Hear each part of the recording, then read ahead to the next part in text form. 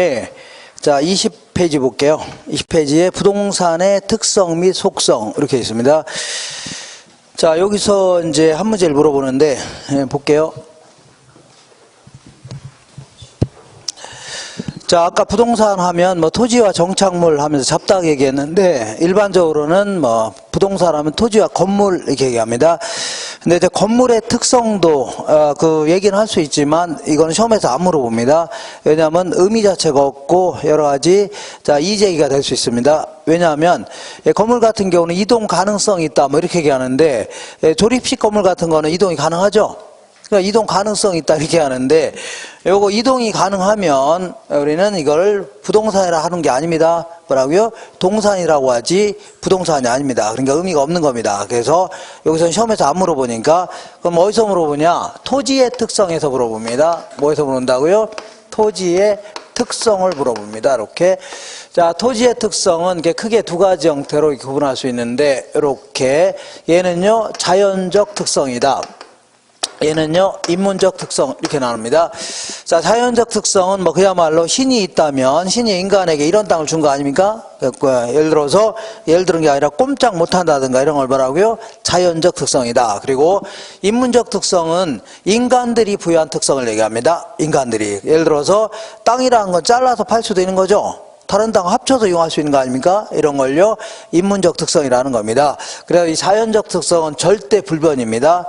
나중에 시대와 장소에 따라 변할 수가 없는 겁니다. 근데 얘는요 인문적 특성은 변할 수가 있는 겁니다. 예를 들어서 어떤 지역은 땅을 자르지 못하게 할 수도 있는 거죠. 예, 분할 못하게 할 수도 있고 이렇게 시대와 장소에 따라서 다를 수도 있는 겁니다. 이렇게 어쨌거나 자연적 특성은 일단은 땅이라는 것은 꼼짝해요 안 해요? 꼼짝 못하죠. 그러니까 부동성이라는 특성이 있습니다. 꼼짝 못하는 걸 뭐라고요? 부동성이 있다. 자, 그러다 보니까 느낌으로 꼼짝 못하니까 부동산 활동 자체가 지역적으로 좁아지게 합니다. 예를 들어 내가 여기다 원룸 지어서 서울에다 광고할 필요 있나요? 여기 근처에다 하면 되는 거죠. 이게 지역적으로 좁아지게 합니다. 그리고 또한 때로는 춘천에 있는 부동산은 직접 확인도 해야 되죠. 가서 확인해야 되기 때문에 정보활동, 임장활동도 필요하죠. 지역 간에 어떤 지역은 아파트가 남아돌고 어떤 지역은 모자라고 이런 거 있죠. 이런 거 다 뭐라고요? 지역 분석이 필요하다. 이런 거 다 뭐라고요? 이거는 부동성입니다. 알겠죠? 부동성. 그 다음에 두 번째는 영속성이다. 이렇게. 자, 영속성이라는 얘기는 아무리 사용하더라도 소모되거나 마모돼요? 안 돼요?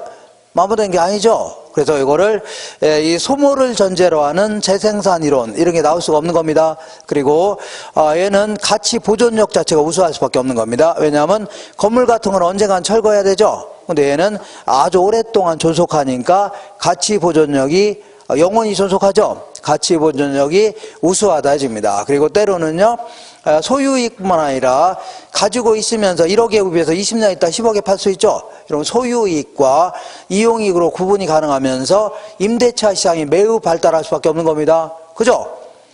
누구한테 빌려주더라도 땅이라는 거 그대로 있는 거죠. 수박을 빌려주는 시장 봤나요? 없죠. 그러니까 임대차 시장이 발달할 수밖에 없는 겁니다. 그죠? 그리고 또한 얘는 아마 나중에 그 수익이 영원히 발생하기 때문에 수익 방식에 큰 겁니다. 토지 같은 경우는요, 영원히 발생하는 수익 있죠? 요걸 환원으로 나누게 되면 가치가 구해집니다. 이런 게 다 뭐라고요? 영속성 때문입니다. 그리고 물리적인 감가가 있을 수가 있어 없어요? 그냥 느낌으로 다 문제를 나중에 풀 겁니다. 느낌으로. 그 물리적 감가라는 것은 자동차 같은 경우는 시간이 지남에 따라서 노후화되고 마모되고 파손되고 손상되죠. 근데 땅이라는 게 노후화되나요? 늙나요? 마모되거나 파손되고 그러진 않죠. 영원히 존속하는 거 아닙니까? 이런 게. 그 다음에 세 번째는 부증성이 있다. 토지는 물리적인 절대량을 늘릴 수 있어 없어요? 없다는 얘기입니다. 예컨대 우리나라 전체 토지가 이만큼 있습니다. 이만큼 있는데 좀 이쪽으로 올게요. 이렇게. 자, 이만큼이 있는데 이만큼은 바다로 쓰이고 있답니다. 이만큼은요 농지로 쓰이고 있고 이만큼은요 택지로 쓰이고 있는데 자, 바다 밑에도 땅이 있어 없어요? 어떤 사람 없을 것 같은데 그러는데 이따가 이제 집에 가셔서 바다에 가보세요. 물 좀 걷어내 보세요. 그러면 언젠가는 땅이 나올 겁니다. 근데 그분은 보기는 힘들겠네. 왜냐하면 평생 물만 걷어내고 있으니까. 그죠? 이렇게. 어쩌거나 이건 물리적인 절대량이라고 하는데 이거를 생산비를 투입한다 해서 늘릴 수 있어 없어요? 없다는 얘기입니다. 이걸요 부증성이라는 겁니다. 그러다 보니까 항상 토지 부족 문제, 도시 인근의 땅은요 토지가 부족할 수밖에 없는 거죠. 토지 부족 문제에 시달리고 한정된 토지를 서로 이용하려다 보니까 토지 가격이 올라가 안 올라가요?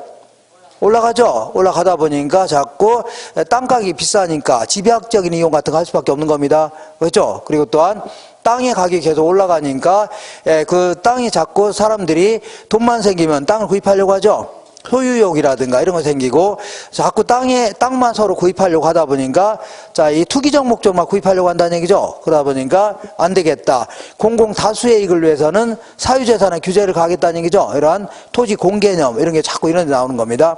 알겠죠? 그리고 돈이 있는 사람들은 계속 땅을 구입하니까 가진 사람이 계속 더 큰 땅을 갖게 된다는 얘기죠. 이런 거 다 뭐라고요?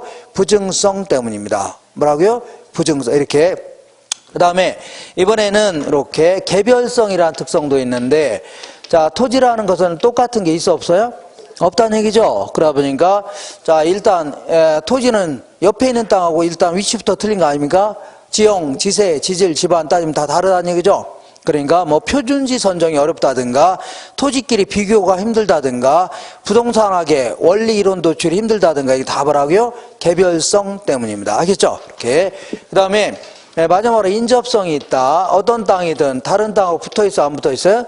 붙어있다는 얘기죠. 그러다 보니까 이 그 외부 효과 있죠. 그 연탄 공장이 남한테 피해를 줄 수 있는 거 아닙니까? 이런 게 외부 효과가 발생하는 이유가 옆에 있으니까 그리고 꼼짝 못하니까 그런 겁니다. 이런 게 말하고요 외부 효과가 발생하는 거고 그러니까 연탄 공장이라고 해서 또 주택가 한복판에 있어야 좋을 게 있어 없어요? 없습니다. 주택은 주택끼리 공장은요 공장끼리 있는 게 좋다는 얘기죠. 이런 식으로 협동적 이용을 필요화시킵니다. 이렇게 알겠죠? 이렇게. 그리고 근처에 있으니까 가격대는 비슷해지는 거죠. 그래서 지역 분석의 근거다 이런 표현 나. 그리고 아니면요 개발 이익의 사회적 환수 있죠.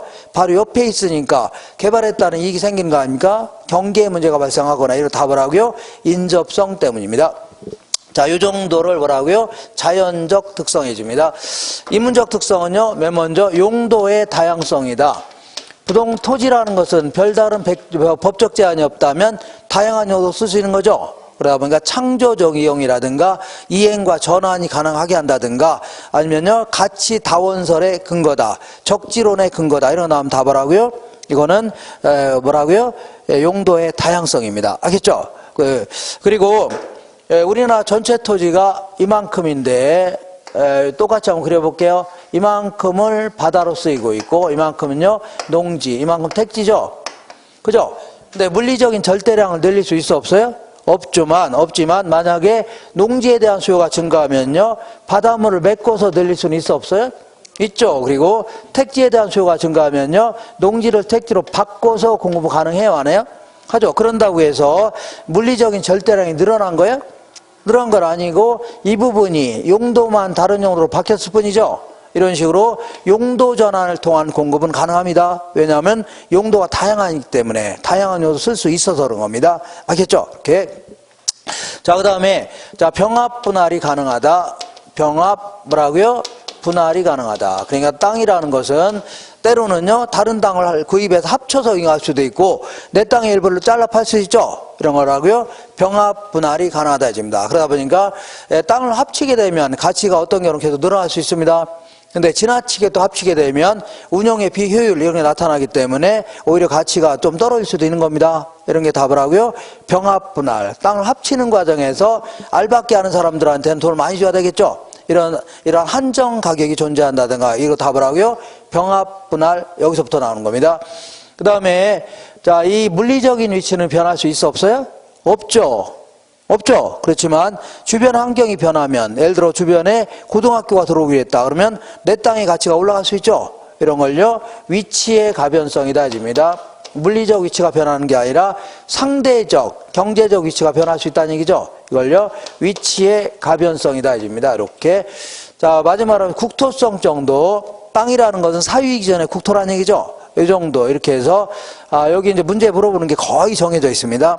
그러니까 우리 기출문제를 쭉 풀다 보면은 물어보는 게 다 한정돼 있습니다. 그것만 잘 몇 번이고 보시면 그 해결됩니다. 됐죠? 억지로 막 지리하게 날되는 걸 암기하려고 하지 마시고 그 문제에서 나오는 거 거의 정해져 있습니다. 됐죠? 이렇게 읽어볼게요. 이걸 기초로 해서 자 20페이지 보겠습니다. 20페이지 1번에 부동산의 자연적 특성 중에 부증성에 대한 설명으로 틀린 것은 자 부증성은 새롭게 늘릴 수 있어 없어요? 없다는 얘기입니다. 물리적인 절대량을. 그래서 토지는 다른 생산물처럼 노동이나 생산비를 투입하여 손수한 그 자체의 양을 늘릴 수 있어 없어요? 없다는 얘기입니다. 2번 볼게요. 자연물인 토지는 유한하여 토지에 독점 소유욕을 발생하죠. 그러니까 맥주가 부족하면 새로 만들면 되는데 토지가 부족하다고 새로 만들 수는 없는 거죠. 그러다 보니까 희소성 때문에 자꾸 뭐라고요? 독점 소유욕이 발생됩니다. 자, 매립이나 산지 개간을 통한 농지나 택지의 확대는 부증성의 예외이다. 이게 틀린 겁니다. 예외가 아닙니다. 예외가 아니라 이거는요, 용도 전환에 불과한 겁니다. 뭐에 불과하고요? 용도 전환에 불과하지. 이거는 부증성 예외가 아닙니다. 부증성은 절대 예외가 없습니다. 알겠죠? 예외가 없다. 이렇게 줘야 돼요. 4번에 토지의 지대 또는 지가를 발생시키며, 그러니까 한정된 토지를 서로 이용하려다 보니까 토지 가격이 올라가 안 올라가요? 올라가죠. 지대를 발생시키며. 그리고 한정된 토지를 가장 최고 최선으로 이용할 필요가 있는 거죠. 최유효 이용의 근거입니다. 뭐라고요? 최유효 이용의 근거다. 자, 그 다음에 부증성으로 기인한 특정 토지의 희소성은 공간 수요의 입지 경쟁을 유발시킨다.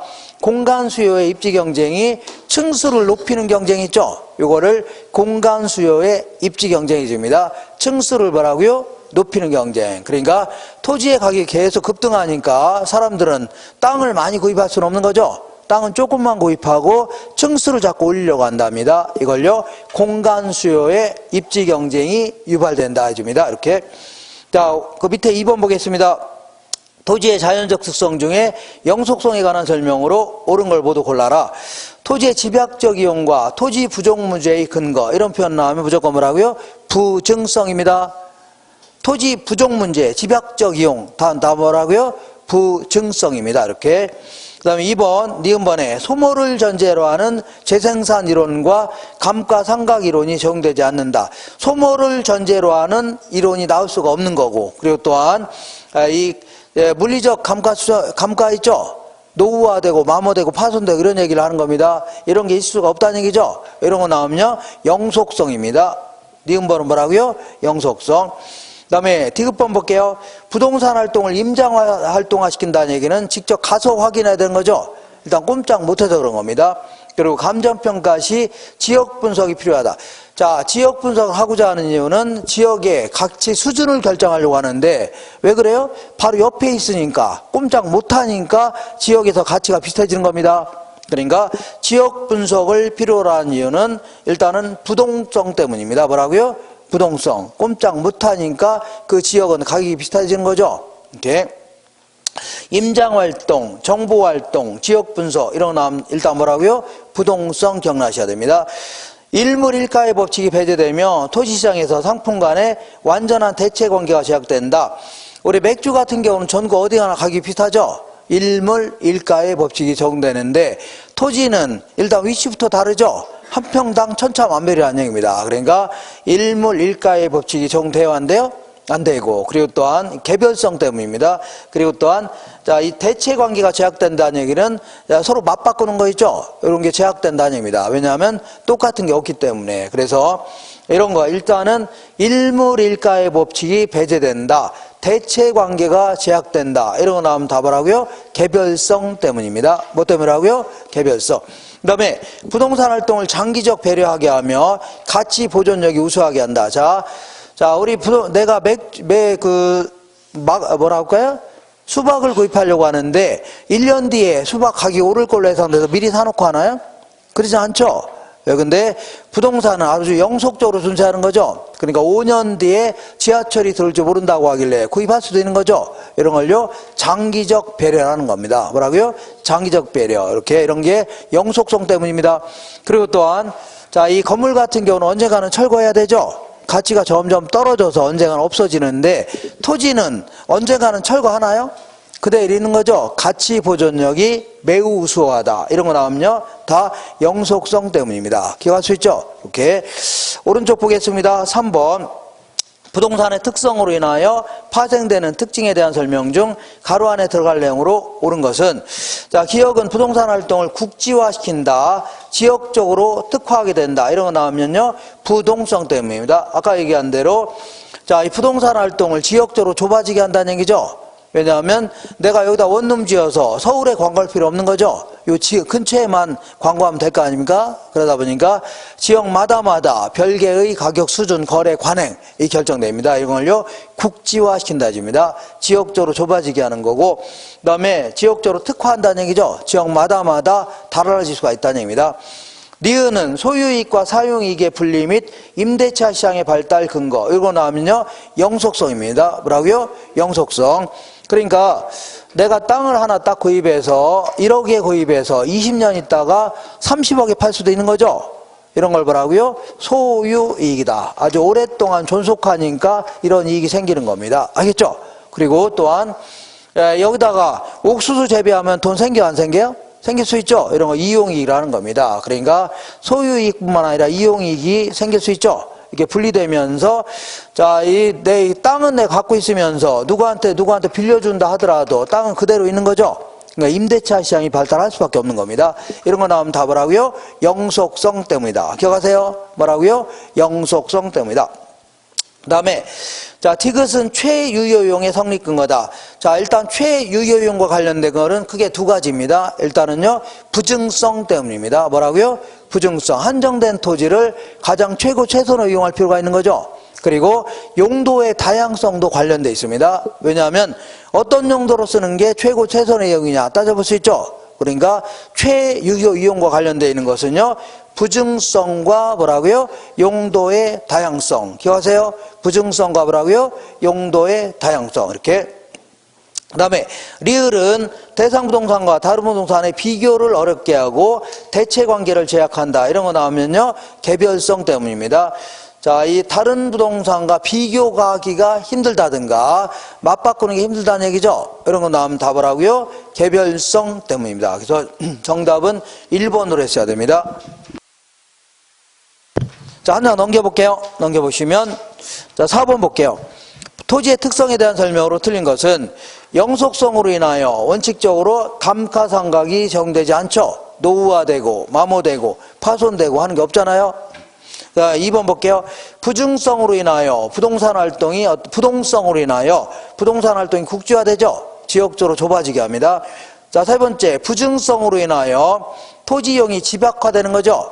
그러니까 토지는 새롭게 늘릴 수 없는 거죠. 그러니까 지가가 계속 올라가다 보니까 특히 도시의 인근의 토지는 자꾸 땅을 어떻게 이용하려고 해요? 집약적으로 이용하려고 합니다. 이렇게 늘릴 수가 없기 때문에 맞는 거고. 4번 볼게요. 개별성으로 인하여 부의 외부 효과가 발생한다. 자, 지금부터 부의 외부 효과가 발생한다. 이거 나오면 이쪽으로 올게요. 자, 이렇게 기억하시면 됩니다. 여기가 뭐가 있냐면 주택가가 있는데 어떤 사람이 자기 땅이라고 연탄 공장을 딱 차렸다. 그러면 남한테 이 피해를 줘야 안 줘요? 줄 수 있죠. 그런다고 보상하면 상관없는데 보상 안 한다. 이런 걸요, 부의 외부 효과라는데, 이러한 외부 효과가 발생하는 가장 큰 이유는 바로 옆에 있으니까 피해를 보는 거죠. 일단 뭐라고요? 인접성 때문입니다. 뭐라고요? 인접성. 그리고 이 집을 들고 다른 데로 이사 간다면 옮길 수만 있다면 손해 봐야 안 봐요? 안 보죠. 땅을 가지고 옮길 수만 있다면 피해 안 보는 거 아닙니까? 근데 땅이라는 게 옮길 수 있어 없어요? 없죠. 그러니까 여기 있는 사람은 피해 볼 수밖에 없는 겁니다. 부동성 때문입니다. 뭐 때문이라고요? 그러니까 인접성과 뭐라고요? 부동성 때문에 외부 효과가 발생하는 겁니다. 인접성과 뭐라고요? 부동성 때문. 기억하세요? 그래서 4번 틀렸고, 이용주체의 목적에 따라 인위적으로 분할 또는 합병하여 이용할 수 있다는 얘기죠. 맞는 표현입니다. 이렇게. 맞아요. 자, 그 다음에 그 밑에 예상 문제 보겠습니다. 다음은 토지의 특성에 관한 내용이다. 옳은 것은 모두 몇 개인가? 자, 오히려 이렇게 응용 문제를 자꾸 풀다 보면 오히려 더 어렵게 느껴지기도 하는데, 그렇다고 해서 아예 무시하기도 그러니까 한번 읽어볼게요. 자, 일단 개별성으로 인하여 특정 부동산에 대한 시장 정보 수집이 어렵고 거래 비용이 높아질 수 있죠. 그러니까 우리 맥주 같은 거는 아무거나 구입하면 되지만 부동산 다 다르죠. 그러니까 시장 정보 수집이 어렵고, 그리고 이런 거를 자, 이 중개사님한테 이제 정보를 많이 얻으려면 거래 비용을 많이 지불할 수밖에 없는 거죠. 이거 맞는 겁니다. 자, 2번에 니은번에 부증성 때문에 소모를 전제로 하는 재생산 이론이 적용이 안 된다. 자, 소모를 전제로 어쩌고 나오면 답을 하고요. 영속성 때문입니다. 부증성 지우시고 뭐라고요? 영속성 때문입니다. 그 다음에 간척사업 공유수면 메리트 등은 부증성의 예외이다. 이거 다 틀렸다고 했죠? 예외는 없습니다. 이거는요, 용도 전환에 불과합니다. 뭐 전환이고요? 용도 전환에 불과하지 예외가 아닙니다. 리을번 볼게요. 비생산성으로 인하여 소유와 관련하여 경계 문제가 발생한다. 네 거냐 내 거냐 따지는 이유는요, 붙어 있으니까 그런 겁니다. 떨어져 있으면 경계 문제가 발생하지 않죠. 이거는 인접성 때문입니다. 비생산성 지우시고 인접성 때문입니다. 이렇게. 그 다음에 부동성으로 인하여 부동산 가치는 장래 편익에 대한 현재 가치로 정의할 수 있다. 자, 지금부터 장래 편익, 먼 미래까지 얻을 수 있는 편익 있죠? 소위 이걸 지금 시점으로 바꿔놓겠다. 이거는 영원히 아니면 오랫동안 존속한다는 가정이 있어야 됩니다. 그러니까 장래 편익의 현재 가치, 이걸 가치라는 용어 쓰는데, 가치 이런 게 나오면 무조건 뭐라고요? 영속성 때문입니다. 다시 할게요. 장래 편익을 아주 먼 미래에 얻을 수 있는 편익 있죠? 지금 시점의 가치로 바꿔놓는 거를 뭐 가치 이렇게 표현하는데, 이런 표현 나오면 무조건 뭐라고요? 영속성 때문입니다. 그래서 이거 틀렸네요.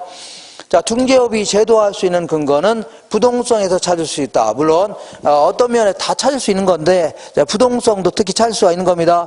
왜냐하면 물건 엉뚱한 데 가 있는데 거래는 여기서 할 수 있죠. 그러면 어떤 물건인지 확인해야 돼, 안 해야 돼요? 해야 되죠. 여기서 찾을 수가 있는 겁니다. 그러니까 요거는 맞는 표현입니다. 자, 그래서 두 개만 맞고 기억번, 비읍번만 맞고 다 틀린 겁니다. 오른쪽 보기에 2번 보겠습니다. 다음은 토지의 특성에 대한 설명이다. 틀린 것은 부동산 활동에 대한 장기적 배려. 자, 일단은 먼 미래를 내다보는 거, 이거 답을 하고요. 영속성 때문입니다. 부동성이 아니라 뭐라고요? 영속성 때문입니다. 1번 틀렸네요. 2번 볼게요. 개별성은 부동산 활동과 현상의 비교를 명확하고 용이하게 하는 것을 어렵게 한다. 어쩌거나 비교를 힘들게 한다. 이런 거 나오면요, 개별성 때문입니다. 개별성. 세 번째 볼게요. 부동산은 어느 지역의 소유가 급증했다 하더라도 다른 지역처럼 그 지역으로 이동할 수 없죠. 이걸 뭐라고요? 부동성 때문입니다. 움직일 수 없으니까 그런 거 아닙니까? 맥주가 어떤 지역은 부족하고 어떤 지역은 남아 돈다는 얘기죠. 그럼 남아 도는 걸 갖다가 옮겨 팔 수 있는 거죠. 근데 토지는 그렇지 못하죠. 남아 돈다고 해서 옮길 수는 없는 거 아닙니까? 그 다음에 자, 4번 볼게요. 위치의 가변성이라는 것은 이건 물리적 위치를 말하는 게 아닙니다. 여기서 말하는 위치라는 것은 물리적 위치는 변할 수 없는 거죠. 그러니까 요거는요, 뭐 상대적 위치가 변한다. 똑같은 부동산인데 주변 환경에 따라서 상대적으로 달라진다는 얘기죠. 이걸 상대적 위치가 변했다 혹은 경제적 위치가 변했다 이렇게 표현합니다. 읽어볼게요. 위치의 가변성이란 물리적 위치를 얘기하는 게 아니라 상대적, 경제적 측면을 말하는 겁니다. 맞습니다. 5번에 일단 표준지 선정이 어렵다 이런 얘기 나오면 무조건 뭐라고요? 개별성 때문입니다. 왜냐하면 똑같은 게 없죠. 그러니까 표준지를 선정하는 게 상당히 힘들 수밖에 없는 겁니다. 이걸 토지 이질성을 다른 말로 개별성 해주는 겁니다. 이질성을 다른 말로요, 개별성 똑같은 표현입니다. 이렇게. 그 다음에 3번 보겠습니다. 3번. 자, 토지의 특성에 관련되는 내용을 열거하고 있다. 바르게 연결된 것은 자, 시리적 위치의 고정성을 다른 말로 부동성이라는 겁니다. 부동성. 자, 그래서 감정평가 시 부동산은 가격이 아닌 가치로 평가한다. 아까 얘기한 대로 가치가 뭐야? 장래 편익을 지금 시점의 가치로 바꾸는 거죠. 그러면 이거는 아주 오랫동안 영원히 존속하거나 오랫동안 존속한다는 가정이 있어야 되는 겁니다. 그러니까 이거는 그 영속성과 관련되어 있는 겁니다. 지리적 위치의 고정성 지우시고 뭐라고요? 영속성과 관련되는 겁니다. 과거에 거래했던 가격이 아니라 뭐라고요? 장래 얻을 수 있는 편익을 지금 시점의 가치로 바꿔놓는 거죠. 이거는 뭐가 관련되어 있다고요? 영속성과 관련되어 있습니다. 2번 볼게요. 영속성. 토지의 경우에 환원이율 적용 시 요거는 약간 어려운 얘기인데 이렇게 해볼게요. 우리 토지가 있고 이 건물이 있다면 이렇게 토지 같은 경우는 토지로부터 발생하는 순수익을 곧바로 자본 수익률이라는 걸로 나누면 됩니다. 자본 수익률이 뭐냐면 수익이 영원히 발생한다는 가정하에 요구 수익률 얘기합니다. 근데 토지는 수익이 영원히 발생해요? 발생하다 말아요? 영원히 발생하죠? 그러니까 토지의 요구 수익률 자체가 자본 수익률입니다. 토지는 요구 수익률이 곧 뭐라고요? 자본 수익률이에요. 근데 건물로부터 발생하는 순수익을 자본 수익률로 나누면 돼요? 안 돼요? 안 됩니다. 왜냐하면 건물은 수익이 영원히 발생해요? 발생하다 말아요? 언젠가는 철거해야 되죠? 그러니까 이렇게 나누면 틀린 겁니다. 그럼 어떻게 하냐면 영원히 발생하도록 만들겠다는 얘기죠. 어떻게 하냐면 매기 감가일 만큼을 더 빼내는 겁니다. 나누는 게 빼내는 겁니다. 여기서는 그래서 감가율을 다른 말로 다 자본 회수율을 해줍니다. 뭐라고요? 자본 회수율. 이만큼 더 빼내는 겁니다. 더 빼내서 나중에 건물이 철거되면 똑같은 건물 또 구입하자는 얘기죠. 그럼 수익이 영원히 발생할 거 아니냐는 얘기죠. 이렇게. 그래서 약간 어렵네요. 상당히 어렵네요. 그래서 거기 볼게요. 영속성 3번에 2번 토지의 경우에 환원율 적용 시 자본 회수율을 배제시킨다는 얘기죠. 자본 회수율을 집어넣을 필요 있어 없어요? 없다는 얘기입니다. 이거 맞는 편입니다. 맞아요. 건물은 자본 회수율을 여기다 집어넣어야 되죠. 네, 토지는 그럴 필요 있어 없어요? 없다는 얘기입니다. 상당히 어렵네요. 3번 볼게요. 개별성 소유와 관련하여 경계 문제가 발생한다. 같이 협동적 이용을 필요한다는 얘기죠. 이런 거 나오면 무조건요 인접성 때문입니다. 개별성 지우시고 뭐라고요? 인접성 때문입니다. 바로 옆에 있으니까 경계 문제가 발생하는 거 아닙니까? 그죠? 그 다음에 부증성 일물일가 법칙의 적용과 표준지 선정이 어렵다. 이런 거 나오면요 개별성 기억나셔야 돼요. 표준지 선정이 힘들다든가 일물일가의 법칙이 배제된다. 이런 거 나오면 답을 하고요. 개별성 때문입니다. 그 다음에 용도의 다양성, 국지적 시장, 임장활동 나오면요. 부동성 나와야 됩니다. 뭐라고요? 부동성. 자, 계속 풀다 보면 막 튀어나옵니다. 진짜입니다. 그래서 연습을 안 해서 그래요. 한 장 넘겨보겠습니다. 4번 볼게요. 자, 4번에 보니까 다음에 열거한 내용 중에서 토지의 자연적 특성 중에 지리적 위치의 고정성을 부동성이라는 겁니다. 부동성과 영속성의 파생 특징으로 관련된 것으로 알맞은 것을 고르면 자, 기억번에 토지의 자본 환원율을 자본 수익률과 동일하게 한다. 자본 환원율이 곧 자본 수익률이라는 얘기죠. 요거는 영속성 때문입니다. 영원히 존속하니까 그런 거예요. 토지는 수익이 영원히 발생하죠. 그러니까 자, 이 자본 환원율이 곧 뭐라고요? 자본 수익률입니다. 이거는 영속성 때문입니다. 니은번에 지역적으로 세분화된 시장, 하위 시장으로 만드는 거 이거는요 부동성 때문입니다. 지역마다 다 다를 수 있다는 얘기죠. 가격 수준 같은 게 이런 건요 부동성 때문입니다. 세 번째, 부동산을 가격이 아닌 가치로 인식하게 한다. 이런 거 나오면요 영속성 때문입니다. 장래 편익을 지금 시점의 가치로 바꿔놓는 게 가치죠. 이런 내용이 나오면 영속성과 관련되어 있는 겁니다. 부동산의 공급을 비탄력적으로 만든다. 요거는 자, 개별성 때문입니다. 뭐라고요? 개별성. 왜냐하면 자, 우리 부동산은 내가 아파트 하나 갖고 있는데 자, 어떤 아파트 갖고 있다고요? 김포에 건영 아파트 갖고 있는 거 아닙니까? 그 아파트는 그 전국에 하나밖에 없는 거죠. 우주에서는 몇 개 있어요? 내가 사는 아파트 하나밖에 없는 겁니다. 그러면 전 세계에서 그 부동산을 갖고 있는 사람은 유일하게 나밖에 없는 겁니다. 난 독점자 아닙니까? 그래서 자꾸 독점자로 만드는 비탄력적으로 만드는 이유가 뭐라고요? 개별성에서 비롯되는 겁니다. 뭐라고요? 개별성. 요것도 약간 어렵네요. 그 다음에 일단은 토지 공개념의 근거 이거 나오면요 부증성입니다. 뭐라고요? 부증성. 토지를 만들 수 있어 없어요? 없죠. 그러니까 도시 인근의 토지는 서로 사람들은 땅을 구입하려고 안 하려고요? 한정돼 있으니까 서로 막 구입하려고 하죠. 그러면서 정상 지가 이상으로 가치가 급등할 수 있죠. 투기적 목적으로 막 구입하는 사람들 이런 사람 때문에 가격이 급등할 수 있는 거 아닙니까?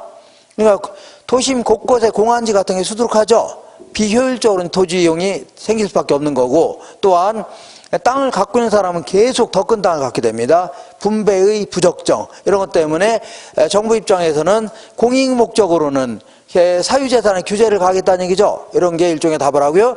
토지 공개념입니다. 이거는 가격이 자꾸 정상지가에서는 급등하니까 이런 겁니다.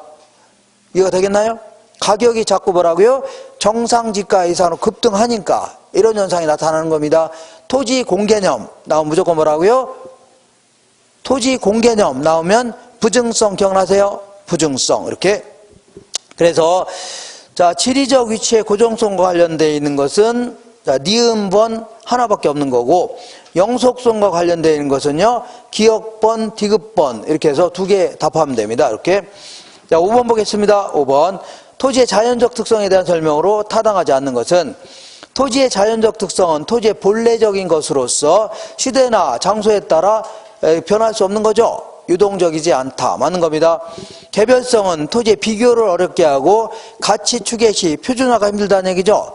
표준화가 어렵다. 표준지 선정이 곤란하다. 비교가 어렵다. 이런 거 나오면요, 개별성 기억나셔야 됩니다. 세 번째, 부동성으로 인하여 부동산 활동이나 현상 및 부동산 시장을 지역적인 형태로 나타나죠. 지역적인 시장, 국지화된 시장 이런 거 나오면 무조건 뭐라고요? 부동성 기억나셔야 됩니다. 뭐라고요? 부동성.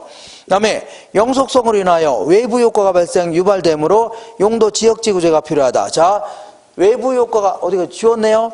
아까 외부 효과가 발생하는 이유는요, 부동성과 인접성 때문입니다. 부동성과 뭐라고요? 인접성. 이게 틀렸네요. 영속성이 아닙니다. 그 다음에 공유수면의 매립 및 간척 사업을 통한 토지의 공급은 토지의 절대량 공급이 아니라 뭐라고요? 용도 전환에 불과하죠. 용도를 다른 용도로 바꿨을 뿐입니다. 오른쪽 6번 보겠습니다. 부동산의 특성에 대한 설명 중 틀린 것은, 부동산은 어느 지역의 소유가 급증했다 하더라도 다른 지하처럼 맥주처럼 그 지역으로 이동할 수 없죠. 왜 그래요? 부동성에 기인하는 겁니다. 2번 볼게요. 토지의 가치 보존력이 우수한 것은 영원히 존속하니까 그런 거죠. 영속성 때문입니다. 맞습니다. 토지는 다른 생산물과 마찬가지로 노동이나 생산비를 투입하여 생산할 수 있어 없어요? 토지를 어떻게 만들 수 있나요? 만들 수 없는 겁니다. 생산할 수 없다 해줘야 됩니다. 개별성은 토지뿐만 아니라 건물이라든가 기타 정착물, 계량물에도 적용될 수 있는 겁니다. 자, 그러니까 아파트라 하더라도 이 아파트와 이 아파트는 위치가 같아요, 달라요? 토지가 위치가 다르니까 얘도 같이 다르죠? 그리고 아래층 다르고 2층 다르죠? 앞집 다르고 집 다를 거 아닙니까? 그러니까 이러한 건물이나 계량물에도 개별성은 적용될 수 있는 겁니다. 이렇게. 그 다음에 특정 토지의 위치성은 자, 해당 토지에 대한 개인이나 집단의 상호 선택과 선호의 결과 나타난다.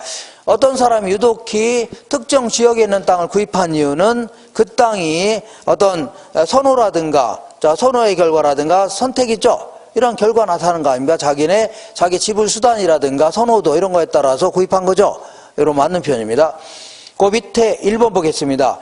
토지의 자연적 특성에 대한 설명으로 틀린 것은, 자, 문제가 좀 많습니다. 영속성.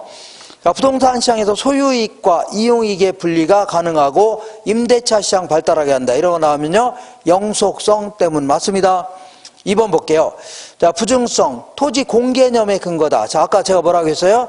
공개념 나오면 무조건 뭐라고요? 부증성 기억나셔야 됩니다. 토지 공개념. 그래서 부증성, 토지 공개념의 근거가 되고, 토지의 균형가격 형성을 용이하게 하는 게 아니라, 이게 틀렸네요. 균형가격 형성을요, 곤란하게 하는 겁니다. 뭐라고요? 균형가격 형성을 어떻다고요? 곤란하게 한다. 이렇게. 그러니까 토지를 새롭게 만들 수 있어 없어요? 만들 수 없잖아요. 그래서 자, 이쪽으로 오겠습니다. 우리나라 전체 토지가 이만큼이라고 치자. 이렇게. 그럼 가격이 이만했을 때 공급할 수 있냐 이거죠? 가격이 올라가도 공급할 수 있냐 이거 아닙니까? 그러니까 이게 수직의 형태를 취하게 됩니다. 물리적 공급은 뭐라고요? 수직이라는 얘기는 가격이 올라가도 늘릴 수 없다는 얘기입니다. 항상 그대로 하는 얘기죠? 그러다 보니까, 자, 수요가 이렇게 어디 갔어요? 수요가 이렇게 증가하게 되면 가격이 올라가요? 떨어져요? 올라가죠? 그러죠? 가격이 좋아지면 맥주라든가 아파트 같은 경우는 새롭게 늘릴 수 있어 없어요? 건설업자가 늘리고 싶죠? 근데 토지는 새롭게 늘릴 수 있어 없어요? 없으니까 수요가 증가하면 가격만 폭등합니다. 수요가 감소하면요, 가격만 폭락합니다. 이거를 수요 때문에 결정되는 가격을요, 균형 가격을 할 수는 없는 겁니다. 그러니까 균형 가격 형성을 매우 곤란하게 합니다. 매우 뭐라고요? 곤란하게 한다. 그 다음에 3번 볼게요. 부동성. 부분 시장별로 초과 수요 지역과 초과 공급 지역이 발생한다는 얘기죠. 어떤 지역은 남아돌고 어떤 지역은 모자라는 얘기죠. 이거 다 뭐 때문이라고요? 부동성 때문입니다. 아파트로 예를 들 수도 있는 겁니다. 이렇게. 그다음에 인접성, 용도상 대체 가능성이 성립하고, 자, 물리적으로는 토지끼리 대체할 수 없는 겁니다. 왜냐하면 토지는 똑같은 게 있어 없어요? 없죠. 그러니까 물리적 대체라는 게 뭐냐면 똑같은 거리 맞바꾸는 거 있죠. 이걸 물리적 대체라는데 이건 불가능합니다. 자자자 이렇게 볼게요. 여기다 할게요. 자, 물리적인 대체는 불가능하다 이 표현합니다. 이렇게. 왜냐하면 얘는 왜 그래요? 개별성 때문입니다. 똑같은 게 없기 때문에. 자, 물리적 대체가 뭐라고 했어요? 똑같은 거기 맞바꾸는 거 있죠? 예를 들어 맥주 같은 경우는 카스 맥주 내가 지금 당장 필요 없어서 친구한테 3병 준 다음에 한 10일 있다가 똑같은 맥주 받을 수 있죠? 이런 물리적 대체 가능하다 입니다. 근데 땅이라는 건 똑같은 게 있어 없어요? 없으니까 아예 처음부터 물리적 대체는 불가능합니다. 근데 자, 요거 약간 어려운 편인데 용도적 대체는 가능하다 입니다. 자, 용도적 뭐라고요? 대체는 가능하다. 이거는 근처에 있으니까 그런 겁니다. 인접성 때문입니다. 뭐라고요? 예를 들어서 이 어떤 지역에 삼성 아파트가 있고 대림 아파트가 있는데 사람들은 만족감에 큰 차이가 없다면 싼 놈을 소비해요? 비싼 놈을 소비해요? 싼 걸 소비할 거 아닙니까? 그죠? 삼성은 비싸고 대림은 싸다. 그러면 대림은 서로 구입하려고 하죠. 평수 들려서. 그러면서 가격대가 비슷해지는 겁니다. 이런 걸요. 용도적 대체는 가능하다 표현합니다. 무슨 얘기 하겠죠? 만족감에 차이가 없다면 가능하면 사람들은 비싼 놈보다 뭐라고요? 싼 놈을 소비한다는 얘기죠. 그러면서 가격대는 비슷해지는 겁니다. 이런 거 뭐라고요? 용도적 대체는 가능하다. 이렇게. 자, 읽어볼게요. 자, 인접성 때문에 1번에 4번 용도상 대체 가능성이 성립하고 그러다 보니까 그 지역은 가격대가 비슷해집니다. 나중에 지역 분석을 왜 하려고 하느냐면 가치 수준을 결정하려고 하는 겁니다. 뭐라고요? 가치 수준. 자, 그래서 요거 맞습니다. 4번. 5번 볼게요. 개별성. 가치 추계가 곤란하고 일물일가 법칙이 적용이 안 되다. 이런 거 나오면 다 뭐라고요? 개별성 때문 맞습니다. 뭐 때문이라고요? 개별성 때문 맞아요. 자, 그 다음에 이런 얘기를 해볼게요. 어떤 얘기냐면 요거는 감정평가 쪽이라 좀 어렵네요. 자, 우리나라 땅이 이렇게 있다면 우리나라 땅이 아니라 어떤 사람이 여기부터 여기까지 땅을 갖고 있습니다. 이렇게 갖고 있죠. 그러면 이 사람은 단순히 지표면만 이용하나요? 아니죠. 지표 위에 있는 공간, 아래에 있는 공간도 이용할 수 있는데 어디까지 이용할 수 있냐 그런 얘기입니다. 그래서 우리 민법에 따르면 212조에 따르면 정당한 이익이 있는 범위까지 토지의 상하에 미친다고 했죠. 그러니까 정당한 이익 이 정도라면 이 정도에서 미치는 겁니다. 그래서 그러면 여기부터 여기까지를 배타적으로 이용할 수 있는 권리가 있는 거죠. 이걸 뭐라고요? 지표권 해줍니다. 뭐라고요? 지표권. 당연히 뭐 건물을 지을 수 있는 권리라든가 농사 지을 권리, 농사 지으려면 물도 필요하죠. 물을 이용할 수 있는 권리, 이런 게 지표권을 구성하는 권리입니다. 그 다음에 여기까지는 내가 배타적으로 이용할 수 있는 거죠. 남들을 방해를 받지 않으면서 이걸요 공중권 이렇게 얘기합니다. 뭐라고요? 자, 우리 소유권 하면 별다른 말이 없으면 개인의 소유권을 얘기합니다. 이것도 별다른 말이 없이 그냥 공중권 하면 개인의 공중권을 얘기합니다. 근데 여기하고 좀 비교하려고 그냥 사적 공중권 해볼게요. 개인의 공중권 이렇게.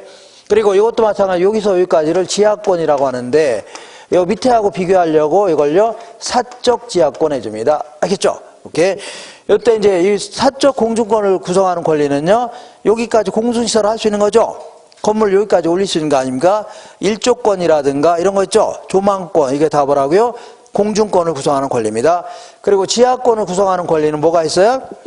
땅속에 흙이라든가 모래, 자갈, 암석, 지하수 이런 거 전부 다 개인의 소유를 인정해 줍니다. 근데 땅속에 금이라든가 은, 텅스텐, 다이아몬드, 석탄, 석유 있죠? 이런 거는 자 광물이라고 하는 거 아닙니까? 이런 거는 국익과 관련되기 때문에 개인의 소유를 인정해요? 안 해요? 안 하는 겁니다. 이렇게 기억하세요. 읽어볼게요. 2번 보겠습니다. 자, 25페이지 아래쪽에 2번 토지 소유권의 공간적 범위에 대한 설명 중 잘못된 것은 토지지표를 토지 소유자가 배타적으로 이용하여 작물을 경작하거나 건물을 건축할 수 있는 등의 권리를요, 지표권 해주는 겁니다. 맞습니다. 이번에 토지 소유자가 공중공간을 타인에게 방해 없이 일정한 고도까지 포괄적으로 이용할 수 있는 권리를요, 사적 공중권 해주는 겁니다. 알겠죠? 자, 공중권 하나 넘겨볼게요. 자, 정당한 이익이 있는 범위 내에서 지하수는 토지의 구성 부분이 아니므로 토지 소유권의 범위에 속하지 않는다. 이게 틀린 겁니다. 땅 속에 물도 있죠. 지하수도 그 토지의 일부로 간주합니다. 그러니까 개인의 소유를 인정해 줍니다. 이렇게 해줘야 돼요. 정당한 이익이 있는 범위 내에서 지하수는 토지의 구성 부분에 해당되므로, 토지의 구성 부분에 뭐라고요? 해당되므로, 흙이나 모래처럼 똑같이 해당됩니다. 구성되므로 토지 소유권의 범위에 속합니다. 개인의 소유를 인정해 주겠다는 얘기죠. 토지 소유권의 범위에 뭐라고요? 속한다 해줘야 돼요. 4번에 보겠습니다. 토지 소유자가 지하 공간에서 어떤 이익을 얻거나 지하 공간을 활용할 수 있는 권리를요, 그냥 지하권 할 때는 뭐라고요? 사적 지하권을 얘기합니다. 맞습니다. 그 다음에 그러면 자, 이렇게 볼게요. 여기 뭐냐면, 잠깐 이쪽으로 올게요. 지하철 공사가 공익 목적으로, 자, 이 지하철을 뚫으려고 합니다. 뭘 뚫으라고요? 지하철 뚫으려고 할 때는 여기다 뚫어야 되는 겁니다. 아, 여기다 뚫어야 되죠?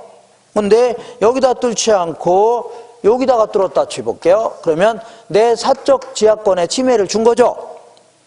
내 소유권에 침해를 준 거 아닙니까? 그러면 나는 보상 받아야 돼, 안 받아야 돼요?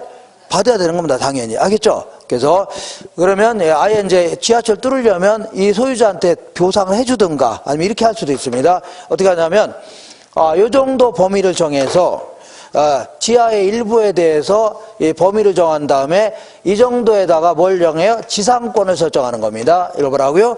구분 지상권 해줍니다. 지상이나 지하 일부에 대해서 지상권 설정할 수 있습니다. 이걸 뭐라고요? 구분 지상권 설정해서 소유자한테 매달 아니면 1년에 한 번씩 돈 줄 수도 있는 거죠. 지료로. 문 얘기하겠네? 아니, 여기다 지하철 뚫으면 보상해야 돼, 안 해야 돼요? 해야 되는데 아예 처음부터 보상을 하거나 보상금 주거나 아니면 구분 지상권을 설정해서 지료 형태로 줄 수도 있는 겁니다. 이렇게 읽어볼게요.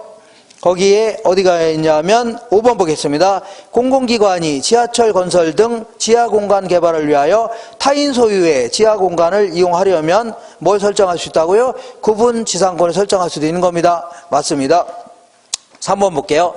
다음에 토지의 자연적 특성 중에 부증성으로 인하여 파생되는 현상들을 열거한 것이다. 이에 해당되지 않는 것은, 자, 부증성은 토지의 절대량을 늘릴 수 있어, 없어요? 없죠. 그러니까 물리적 절대량을 늘릴 수 없는 겁니다. 그러니까 자, 이거는 물리적 공급은 불가능하다 해줍니다. 자, 새롭게 토지를 만들어서 공급하는 것은 불가능하다는 얘기죠. 왜 그래요? 이거는 부증성 때문입니다. 뭐 때문이라고요? 이거는 절대 예외가 없습니다. 근데 이렇게 볼게요. 자, 농지에 대한 수요가 증가하면 바닷물 메꿔서 늘릴 수 있는 거죠. 택지에 대한 수요가 증가하면요, 농지를 택지로 바꿔서 공급할 수 있어, 없어요? 있죠. 그래서 이런 식으로 공급하는 걸요, 경제적 공급이다 해줍니다. 무슨 공급이라고요? 경제적 공급. 자, 그래서 이게 택지라고 치자. 어느 지역에 택지 가격이 이 정도일 때 이만큼을 공급하려고 했는데 어느 지역에 택지 가격이 좋아졌죠? 그러면 건설업자는 농지를 택지로 바꿔서 공급 가능해요, 불가능해요? 가능하다겠죠? 공급량이 늘릴 수가 있다는 얘기입니다. 이런 식으로. 자, 그러다 보니까 이렇게 공급량이 늘어나겠네요. 가격이 좋아지면. 이거를 물리적 공급이라고 하는 게 아니라 경제적 공급이라는 겁니다. 뭐라고요? 경제적 공급. 요거는 가능하다 해줍니다. 용도 전환을 통한 공급. 왜 그러냐면 다양한 용도로 쓸 수 있어서 그런 겁니다. 용도의 다양성 때문입니다. 뭐 때문이라고요? 용도의 다양. 자, 읽어볼게요. 자, 3번에 자, 해당되지 않은 게 1번 볼게요. 수급 조절의 곤란 등으로 균형 가격 형성이 곤란하므로 아까 자, 균형 가격 형성이 곤란하죠. 부증성 때문에. 수요 때문에 가격이 결정된다고 했죠. 균형 가격 형성이 곤란하므로 그러니까 감정평가의 필요성이 제기되죠. 수요 때문에 결정된 가격을 균형 가격으로 하기는 곤란하죠. 그러니까 토지는 특히 자, 감정평가사의 평가가 필요할 수밖에 없다는 얘기입니다. 2번 볼게요.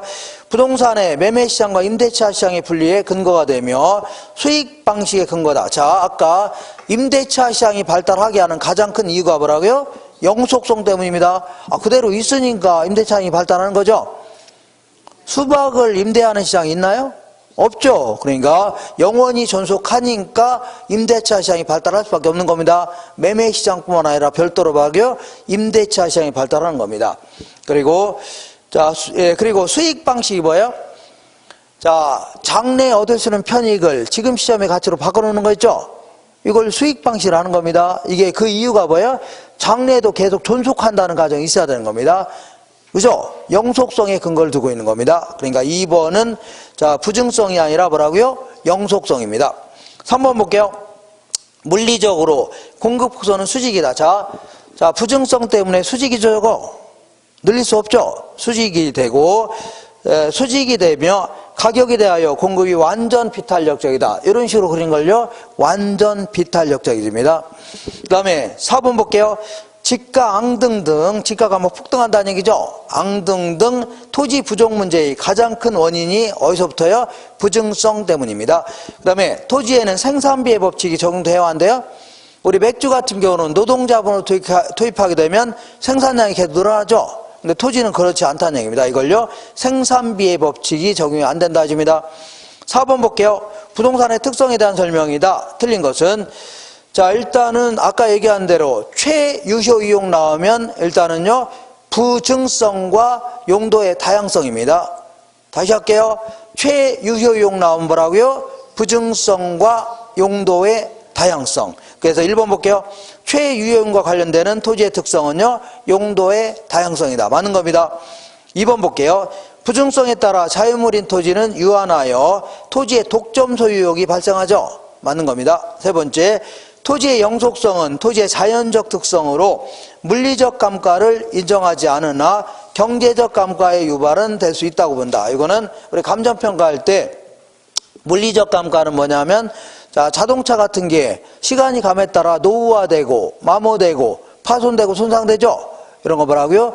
물리적 감가를 하는데 자, 생각해 볼게요. 토지가 늙나요? 노후화되거나 마모되거나 파손되거나 그러지 않죠. 물리적 감가는 있을 수가 없는 겁니다. 다만 주변 환경이 변하면 자, 볼게요. 내 땅이 있는데 주변에 쓰레기 매립장이 들어왔다. 그러면 내 땅의 가치가 올라가요? 떨어져요? 떨어져. 이런 거를 경제적 감가라는 겁니다. 주변 환경과의 관계에서 나타나는 감가를 뭐라고요? 경제적 감가는 있을 수가 있는 겁니다. 자, 그래서 읽어볼게요. 자, 물리적 감가는 인정하지 않으나 경제적 감가 유발은 될 수가 있는 겁니다. 이거 맞는 표현입니다. 토지에는 부증성으로 인하여 생산비의 법칙이 원칙적으로 적용되어야 한대요? 안 됩니다. 그 다음에 영속성으로 인하여 부의 외부 효과가 발생한다. 자, 외부 효과가 나오면 무조건 뭐라고요? 부동성, 인접성입니다. 부동성과 뭐라고요? 인접성 때문이에요. 이게 틀렸네요. 틀렸습니다. 자, 5번 보겠습니다. 부동산의 인문적 특성 중에 용도의 다양성에 대한 설명이다. 옳지 않은 것은 자, 용도가 다양하게 쓰니까 어떤 용도로 쓰냐에 따라서 가치가 같아요? 달라요? 달라질 수 있죠. 이걸 가치다원설해 줍니다. 읽어볼게요. 가치다원설에 있어서 논리적 근거를 제공한다. 그 다음에 내가 일단에 땅이 있는데 이거를 어떤 용도로 쓰는 게 가장 최적의 입지가 될 것인가, 이거 관련된 이론을요, 적지로 내줍니다. 알겠죠? 다시 할게요. 주어진 토지가 있다면 뭐라고요? 주어진 토지가 있을 때 이거를 어떤 용도로 쓰는 게 최적의 입지인가, 어떤 용도로 쓰는 게 최적의 입지인가, 이거 관련된 이론을 뭐라고요? 적지로 내주는 겁니다. 근데 만약에 한 가지 용도로밖에 못 쓰게 돼 있다, 토지가. 그러면 적지론이 나올 수가 있어, 없어요? 없는 거죠. 그러니까 적지론의 근거입니다. 세 번째 볼게요. 최유효 이용의 판단 근거다. 제가 아까 뭐라고 했어요? 최유효 이용과 관련된 것은 부증성과 뭐라고요?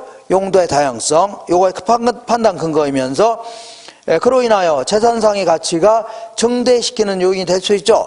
어떤 용도로 쓰냐에 따라서 재산 가치가 올라갈 수도 있는 겁니다. 네 번째, 토지의 창조적 이용을 가능하게 하면서 새로운 형태의 이용으로 가능하게 하고 이행과 전환을 가능하게 한다. 이거 다 맞는 겁니다. 정답 5번이 틀렸는데 부동산의 용도 전환을 통한 토지의 물리적 공급을 가능하게 한다. 이거 틀렸습니다. 물리적 공급은 불가능합니다. 무슨 공급이라고요? 경제적 공급을 가능하게 한다 해줘야 돼요. 무슨 공급이라고요? 경제적 공급을 가능하게 한다 해줘야 돼요. 자, 6번 보겠습니다. 부동산의 특성으로 인하여 파생되는 특징에 대한 설명 중 가로 안에 들어갈 내용으로 옳은 것은 기역은 부동산 활동을 국지화시킨다. 일단은 국지화 나오면 무조건 뭐라고요? 부동성 때문입니다. 부동성은 부동산 활동을 국지화시키며 임장 활동 및 정보 활동을 필요로 한다. 이거는요 부동성 때문입니다. 니은은 소유이익과 이용으로 분리 및 임대차 시장이 발달하게 한다. 이런 거 나오면 무조건은요 영속성 때문입니다. 뭐라고요? 영속. 자, 문제를 계속 풀다 보면은 동일한 얘기가 계속 반복되는 걸 느낀다면 그때는 공부가 상당히 돼 있는 겁니다. 근데 문제 풀 때마다 자꾸 뭐라고요? 뭐 이거 갖고 저거 갖고 그러면 아직 공부가 약간 덜 돼 있는 겁니다. 거의 물어보는 게 정해져 있습니다. 그 다음에 7번 볼게요. 토지의 특성에 관한 설명 내용이다. 옳은 것은 몇 개인가? 개별성으로 인하여 특정 부동산에 대한 시장 정보 수집이 어렵고 거래 비용이 높아질 수 있다. 이거 맞는 겁니다. 맞아요? 자, 2번 볼게요. 부증성 때문에 소모를 전제로 하는 재생산 이론이 적용이 안 된다. 이거는요, 부증성이 아니라 영속성 때문입니다. 똑같은 문제 같은데. 자, 세 번째 볼게요. 간척사업, 공유수면 매립은 부증성의 예외이다. 틀렸죠? 예외가 아니라 뭐라고요? 용도 전환입니다. 뭐라고요? 용도 전환. 그다음에 리을번 부증성으로 인하여 소유와 관련하여 경계의 문제가 발생한다. 경계 문제 나오면 무조건 뭐라고요? 인접성 때문입니다. 뭐라고요? 인접성 때문입니다. 그다음에 부동성으로 인하여 부동산 가치는 장래 편익에 대한 현재 가치 있죠? 장래 편익, 지금 시점의 가치 일어나면 다 뭐라고요? 영속성 때문입니다. 뭐라고요? 영속성. 중개업이 제도할 수 있는 가장 큰 근거는 부동성에서 찾을 수 있는 거죠. 그러니까 수동에 있는 부동산이 어떤 건지 확인해야 되는데 중개사가 이걸 해결해 준다는 얘기죠. 이런 게 가장 큰 이유가 됩니다. 한 장 넘겨보겠습니다. 8번 볼게요. 부동산 활동의 성격 및 특성에 대한 설명 중 가장 적절하지 않는 것은 부동산 활동은 토지 등을 대상으로 의사를 결정하고 실행에 옮기는 관리적 측면의 행위이다. 뭐 맞는 겁니다. 자, 부동산 활동은 윤리성이 강조된다는 얘기죠. 그러니까 높은 수준의 도덕성이 강조되는 겁니다. 타인이라든가 자신의 고액의 재산을 관리하는 활동 아닙니까? 높은 수준의 윤리성이 요구된다. 그 다음에 부동산 활동은요, 때로는요, 이론적 측면이 뭐라고요? 과학성이라 하는 거고, 실무적 측면을요, 기술성이라 하는 겁니다. 그러니까 이론적인 지식도 충분해야 되고, 실무적인 능력도 있어야 돼, 없어야 돼요? 있어야 되죠? 그러니까 과학성과 기술성이 요구된다, 줍니다. 그 다음에 부동산 활동은 해당 분야에 높은 전문성이 요구되죠. 그러니까 이렇게 우리가 공부하는 게 높은 전문성을 갖추려고 하는 거 아닙니까? 그 다음에 항상 이렇게 하세요. 뭐냐면, 자, 추구해야 될 어떤 사회과학이 추구해야 될 최고의 가치가 결국은 효율성과 뭐라고요? 형평성, 이런 걸로 귀결됩니다. 효율성과 뭐라고요? 형평성.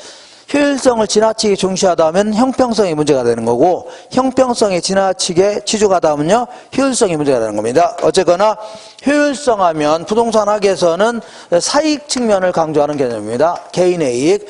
그다음 형평성 하면요, 공익 측면을 강조하는 개념입니다. 공공 다수의 이익 있죠? 이걸 강조하는 개념이고, 그 다음에 얘는요, 이거는 수익성을 강조하는 개념입니다. 뭐라고요? 수익성. 얘는 뭐라고요? 공익성을 강조하는 개념입니다. 알겠죠? 그리고 아무래도 사적 주체 입장에서는 뭘 강조할 수밖에 없어요? 효율성. 그 다음에 정부 입장에서, 공적 주체 입장에서는 뭘 강조해요? 형평성이 강조됩니다. 그죠? 그러니까 항상 효율성과 형평성은 조화롭게 돼야 됩니다. 어느 한쪽에 치우치면 대화인데요. 수익성만 지나치게 강조하면 대화인데요. 안 되고, 또한 형평성만 지나치게 강조하면 안 되는 거죠. 둘 다 조화롭게 돼야 되는 겁니다. 공익을 해치지 않는 범위 내에서 사익은 존중돼야 된다. 이런 거 나오면 다 맞는 겁니다. 이렇게. 자, 그래서, 자, 요 5번이 틀렸는데, 부동산 활동은 수익성보다는 공익성이 중시된다. 이런 거 틀린 겁니다. 수익성과 공익성은 조화롭게 돼야 되는 겁니다. 뭐라고요? 조화롭게 돼야 된다. 이런 표현 나와야 돼요. 자, 그리고 통계청에서 이 한국 표준산업 분류라고 해서 부동산 업종을 분류하고 있는데 이게 최근 10년 동안 3번을 물어봤습니다. 근데 이게 뭐 학문적으로 중요성이 있는 거냐? 그건 아닙니다. 근데 왜 자꾸 내냐면 이런 거 한번 덜렁 내놓으면 자, 이의제기할 게 없다는 얘기죠. 그죠? 그리고 속 편하게 그냥 내놓고서 쉬는 거 아닙니까? 그냥 쉽게 낼 수 있으니까 아마 내는 겁니다. 근데 그다지 바람직한 건 아닌데 또다시 물어볼 가능성은 많지는 않아요. 많지는 않지만 그래도 나오지 말라는 법은 없죠. 또 출제원이 들어가서 얼른 술 마시려고 얼른 내놓을 수 있는 거 아닙니까? 그래서 표준산업 분류표상 부동산 업종을 이렇게 분류합니다. 자, 부동산 임대 및 공급업 이렇게 임대 및 뭐라고요? 공급업. 그리고 관련 서비스업 이렇게 구분합니다. 관련 뭐라고요? 서비스업 이렇게. 자, 임대 및 공급업은 또다시 이렇게 먼저요. 부동산 임대업과 개발 및 공급업 이렇게 구분합니다. 개발 및 뭐라고요? 공급업 이렇게. 관련 서비스업은요. 부동산 관리업. 그다음에 중개 및 자문 및 감정평가업 이렇게 3가지 형태로 구분합니다. 중개 및 자문 및 감정평가업. 자, 그리고 요거를 또다시 이런 식으로 한 3가지 형태로 얘도 한 3가지. 자, 어떻게 해요? 먼저 주거용, 비주거용, 기타 부동산 임대업. 주거용 부동산 임대업, 기타 부동산 임대업 이런 식으로. 얘도 마찬가지로 주거용, 비주거용, 기타 부동산 이렇게 구분합니다. 자, 관리업은요. 주거용과 비주거용으로만 구분합니다. 비주거용 이렇게. 자, 그 다음에 거기 나와 있으니까 그 다음에 중개 및 자문 및 감정평가업은 이렇게 2가지 형태로 자, 3가지 형태입니다. 먼저 중개 및 대리업 이렇게. 그 다음에 투자 자문업 이렇게 얘기합니다. 투자 자문업. 마지막으로요. 감정평가업 이렇게. 감정평가업 이렇게. 자, 이걸 어느 색으로 암기하고 있습니까? 지금 암기할 필요 없고 지금 하지 마세요. 나중에 시험 치르기 전에 눈도장만 찍으시면 돼요. 찍으시고 굳이 난 이거 해결해야겠다 그럴 경우는 이렇게. 다음 중 자, 이 표준산업 분류표상 부동산 업종이 아닌 것은 할 때는 이렇게 해요.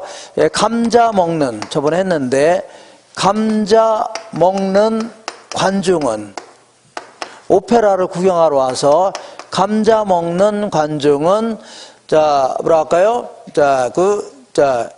감자 먹는 관중은 개임. 소가 아니라 뭐라고요? 개임. 감자 먹는 관중은 소가 아니라 뭐라고요? 개임. 이렇게 기억하세요.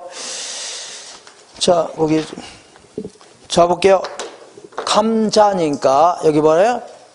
자, 감자 있죠? 먹는 관중은 감자 먹는 관중은 개예요, 소예요? 개임. 이렇게 개임. 감자 먹는 관중은 뭐라고요? 개임. 그러니까 문제에서 예전에 한번 이렇게 물어봤는데 예를 들어서 자, 이거 금융업, 부동산 금융업은 부동산 업종 아니죠? 여기에 속하지 않잖아요. 그죠? 이렇게. 자, 그래서 문제 한번 풀어볼게요. 9번 같은 경우는 이렇게 물어보는 건 상당히 힘듭니다. 풀기 힘들어요. 9번 볼게요. 표준산업분류표상 부동산업 분류에 대한 설명으로 틀린 것은 부동산업은 부동산 임대 및 공급업 관련 서비스업으로 구분한다. 자, 임대 및 공급업 관련 서비스업 맞습니다. 이번에 부동산 임대업은 주거용, 비주거용, 기타 부동산 임대업으로 구분한다. 임대업은요, 주거용, 비주거용, 기타 부동산 임대업으로 구분한다. 맞습니다. 부동산 공급업은요, 이것도 마찬가지로 주거용, 비주거용, 기타 부동산, 공급업도 마찬가지로 주거, 비주거, 기타 부동산 있죠? 틀린 거 아닙니다. 4번째, 부동산 관련 서비스업은요, 부동산 관리업, 감정업, 부동산 컨설팅업, 부동산 중개업으로 분류한다. 이게 틀린 건데, 부동산 관련 서비스업은요, 관리업과 중개, 자문, 감정평가업 있죠? 이렇게 구분합니다. 관리업과 뭐라고요? 중개 및 자문 및 평가업 이렇게 구분합니다. 그래서 4번 틀린 겁니다. 5번 해볼게요. 부동산 관련 서비스업 중에 부동산 관리업은요, 주거용과 비주거용으로만 구분합니다. 관리업은 뭐라고요? 주거용과 비주거용. 이렇게 물어볼 때는 답하기 힘들어요. 근데 아까 같이, 자, 감자 먹는 뭐라고요? 관중은 개예요, 소예요? 개다. 이렇게 나올 때는 다음 중 그 표준산업분류표상 부동산 업종이 아닌 것은, 이렇게 물 때는 저걸로 해결할 수 있습니다. 저걸로 해결하세요. 이렇게 물어보면 해결할 수 있습니다. 근데 나는 기필코 요것도 어떻게 맞춰보아야 되겠다 그러면 이거 지금 당장 암기하려고 하지 마시고 나중에 있죠. 시험 보기 전에 한 보름 전 정도에부터 해서 몇 번 눈도장 찍으시면 돼요. 그러면 걸려들 겁니다. 이렇게 해서 자, 기초이론 다 끝냈고 한 10분만 쉬었다가 자, 이거 저기 경제론 있죠? 넘어갈 겁니다. 잠깐 쉬겠습니다.